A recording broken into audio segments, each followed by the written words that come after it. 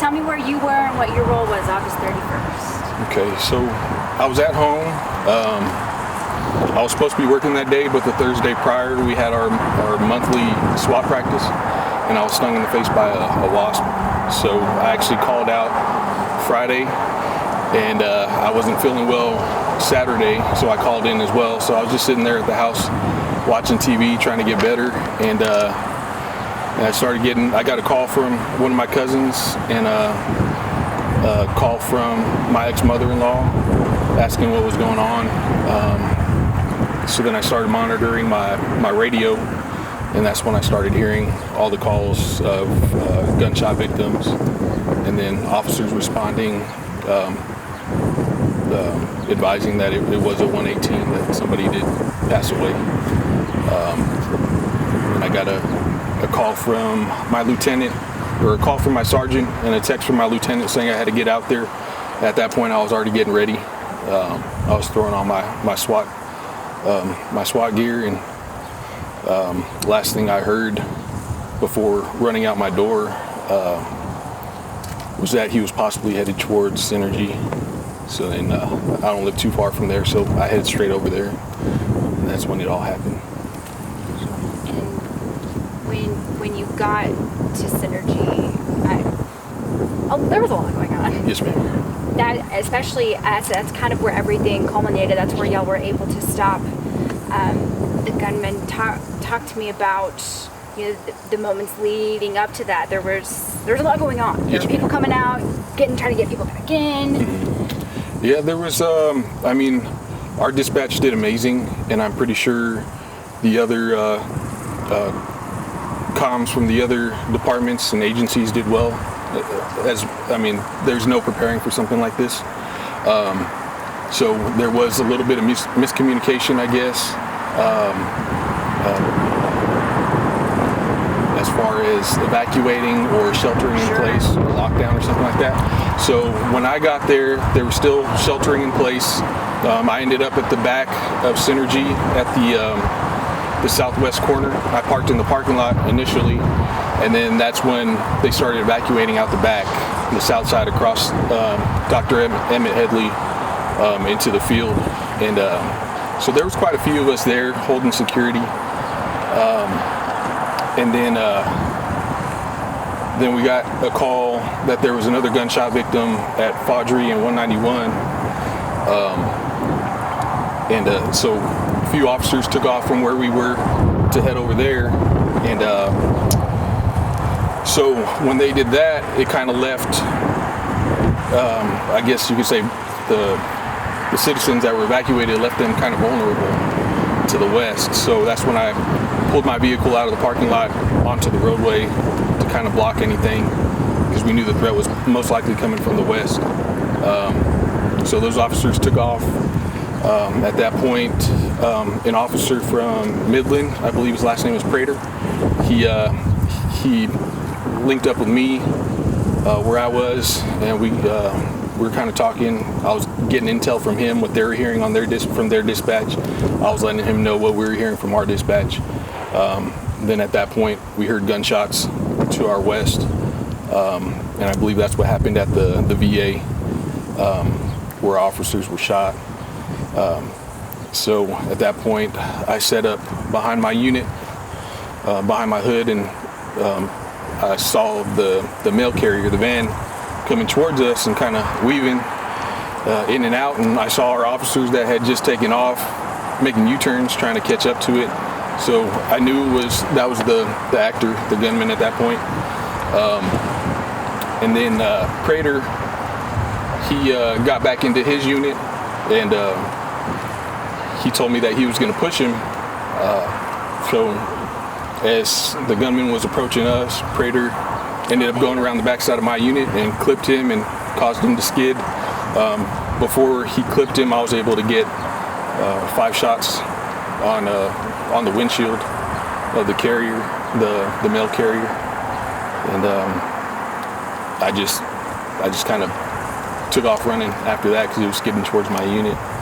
And then once I realized that it wasn't that the crash had occurred, I heard it happen, and that there was there was nothing rolling towards me and I could turn back around, I did so, and the back of the mail carrier was facing towards me at that point. And I took 5 more shots with my patrol rifle into the back window. I saw the gunman kind of leaning over to the passenger side from the driver's side. So I didn't know if he was reaching for something, if he was down at that point. We didn't know. We just had to make sure the threat was eliminated. And then that's pretty much where it ended. During all of that, was it just your training that kicked? I mean, how did you have, you and the other officers, to have the foresight to know that the threat was likely coming from the west and to react the way you did? Yeah, and unfortunately, everything we did that day, all the officers, medical staff, whether it was medics on scene or doctors and nurses at the hospital, everything was reactive rather than proactive. I guess the most proactive thing that we could have done was we received that intel that he was possibly headed towards Synergy. So we took that proactive approach to kind of head there because all the other scenes were being taken care of by other officers. So, I mean, we just we go based off of the information that we're receiving from dispatch and from the other agencies. We feed off of each other and help direct wherever we need bodies to help protect whoever. So, I mean, it was just, the whole incident was tragic, but to see all the different agencies come together when we normally don't work together in that capacity or any capacity really, it was amazing. I can't speak highly enough about not just my department, but Midland, the troopers, all the other agencies. I think there was a game warden out there, UTPB, the hospital. I feel bad if I'm missing out on any of the agencies because everybody did such an amazing job. But yeah, it was just read and react. And I mean, we train for certain things. I've been through active shooter trainings and stuff like that, but we never prepared for something mobile where they're shooting and they go to a different scene, shoot again, and we just have multiple scenes. We train more for an active shooter in one spot, and then we all converge on that one area. So it was something that we weren't really prepared for, but in the end, I think, unfortunately, there was the 7 who were lost. But we all worked together. The collective work that everybody did that day. Yes, ma'am. Save a lot of people. Yes, ma'am. For as bad as it was, and it was awful. Could have been a lot worse. Yes, ma'am. How do you? Where does the calm under pressure come from? Y'all. It seems like none of us could ever know what that entire experience was like. But it seems like y'all just, we're in there taking care of business, and that's what you do. Where does that come from? Is it just your training? It just kicks in and you're just ready to go? I think it is, and I think it's just what we sign up for, and we kind of have to come to terms with that, come to peace with that. And I had a little moment when I was getting ready. I was trying to call my ex-wife because I knew she had my daughters. I didn't know where she was at in the city. I called her, she didn't pick up. I was able to get a hold of my ex-mother-in-law, and she advised me that she was at a house in the north side of town, so I knew she was okay, and I just told them to just stay home, don't go out. So that was my little moment, and I prayed while I was on the way to the scene, and I found my peace at that point. Didn't know what was going to come of it, if I was going to make it home or not, or what was going to happen. But like I said, this is something that we signed up for, to protect and to serve. And it was just, I still speak to different officers now that I didn't realize what they did that day, and to hear what they did, it's just crazy. Just the amount of bravery and courage that it took for them to do what they did. I didn't go run into a scene where where there were gunshots, not knowing if there was a gunman there still. I went to a scene where I knew there was no gunman there. He was possibly going there. So my hat's off and to all the officers who went to these scenes not knowing if the gunman was still there or not. So I mean, it just blows my mind, just some of these people that I work with. But you also have a big role too. Thank you, man. Appreciate it. You helped stop him. Yeah. One person that when your community needed you, you were there. Yes, ma'am. That's big. You need credit for that too. Thank you, ma'am. What has anything changed for you since that day? Chief Gerke talks a lot about a defining moment for a lot of our officers all over West Texas that helped out that day. Has anything changed for you? The way you approach your job? Anything? Yes and no. Yes, in the sense that I mean, that's always going to be in my mind. Sure. And sometimes there's those triggers. My trigger, it's weird to say, but I was watching The Office. I was binge watching The Office before it all happened. And I didn't remember that after during the whole incident and while I was going through the debrief and stuff like that. And then I got home and my Netflix was stuck on that scene, that continue watching scene. Or are you still watching, whatever it asks you, and you click yes or no. So that's a trigger for me, just seeing that, or just Netflix in general, or The Office. So I'd imagine that's everybody's going to have their trigger. But as far as how I approach the job, I'm a little bit more, I guess, cautious in certain situations. Just pulling up to stoplights, sitting there at a red light. Right? Yeah, that goes through my mind too. Yeah, just watching my surroundings and stuff like that. It was an eye opener, definitely. But I mean, the incident, it didn't make me second guess my career choice. You're good at what you do. Thank you, ma'am. And I just, I don't know. It's still a little bit difficult to speak about. I've had breakdowns and stuff like that, and it kind of helps. This actually, I didn't think it would be, but it's kind of therapeutic just talking about it. So. I appreciate that. Yes, ma'am. I appreciate you opening up, because I know it doesn't seem like it, but for like me, I'm not anybody, but it helps you understand that day from a different perspective. Yes, ma'am. And understand what was at stake. Yes, ma'am. And I think it'll help people hearing your I hope so. story. I hope so. Our community's hurting. Yes, ma'am. Yeah. Well, how long was that day for you? When did you go home? I know that might be different for the officers that helped stop the gunman, because there's debriefing and there's the whole process. But. Yes, ma'am. As far as I know, I was the only one who was put on administrative leave. And that's another thing. I can't speak highly enough about my fellow officers, because they had to deal with the incident and then they had to go back in service and start taking calls for service. Whereas I had to go, do my drug screening, the UA and stuff, just to make sure, just protocol. Had to sign off on the administrative leave and stuff like that. Had to speak to the Rangers for a little bit. So I probably didn't get home till about 11 o'clock at night, if I remember correctly.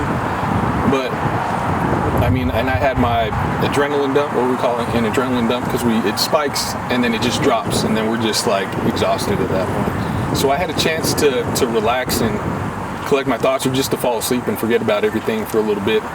Whereas all the other officers, they had to go, they still had to deal with disturbance calls and alarms and all the calls that we get on a day-to-day basis. So I don't know. I just don't know what to say. When you saw your daughters again, how good did that feel for you to be able to see your little girls? Yeah, I cried. Yeah. I have the three of them, and I just hugged them, and I thought about all the crime scenes, all the where somebody had passed away, and those are all places that we drive through. Those are all roads we use. My ex-wife had actually taken my oldest daughter to Synergy the day before and was planning on taking her to Synergy the day of the shooting. So, I mean, it definitely, at that point when I saw them for the first time that next day, it just, I mean, everything just kind of came out. And I just held them as long as I could. And I thank God that they're okay. And I mean, and then you can't help but still feel bad because, you know, that those that did pass away, their family members can't hold them like that anymore. And it's kind of like tugging at my heart in a bunch of different directions. So. It's a lot of conflicting feelings. It is. For Yes, a lot ma'am. of people. Yes, ma'am. It just still doesn't seem like it's been a year. And it almost doesn't seem like it happened. Like it's because maybe we just suppress it so much in our minds. But it's like I think about it and it's like, wow, you really only hear about that kind of stuff happening in other places. So for it to happen at our doorstep, our front doorstep, it still takes some, like. You know, and you're not the first person to say that. You know, a few people have been like, was that real? Yeah. Like, is this? And did that ever, when you left your house that day, did you have any inkling of what was about to happen or what you were stepping into? It was. I don't know if anyone did. Yeah, I mean, it was just hearing all that radio traffic and just how bad it was. Hearing the different codes that these officers are calling out, hearing dispatch sending to another gunshot victim, hearing the stress in their voice, because I hear their voices all the time, and to hear that change in their voice, it's like, wow, this is real. And then driving there, I'm just like, what's going on? The whole time I'm getting ready, like, what's going on? What's going on? And it's like I wanted to snap out of it. Like I felt like maybe I'd fallen asleep watching TV and I needed to wake up, but it was real. And it's just unbelievable. On just the frustration, I'm sure that every officer that was responding had to have felt, because you had a moving target and you didn't know exactly what the moving. Officer Santana, and didn't even occur to me. He said, we heard over scanner to look for a mail carrier. When you think of a mail carrier, you don't think of a minivan. That's exactly what I was thinking. I was thinking about that weird boxy looking vehicle, and then it wasn't until I saw the van coming at us that I was like, oh, that's what they're talking about. And that he said he goes, I didn't realize it was a minivan until he got shot. He was like, oh God, that's what they're looking for. Yeah. I can only imagine the frustration it had to have been for everybody. Yeah, and we want to get out there and we want to help, and then we just keep hearing about other people getting shot, and it's like it was very frustrating. Maybe scream, but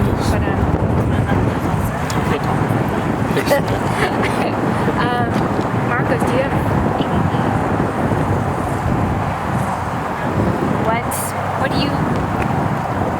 What do you take from that? When you think back on that day, what's something that you carry with you? Something good. It's good. There's good in every situation. It doesn't seem like it.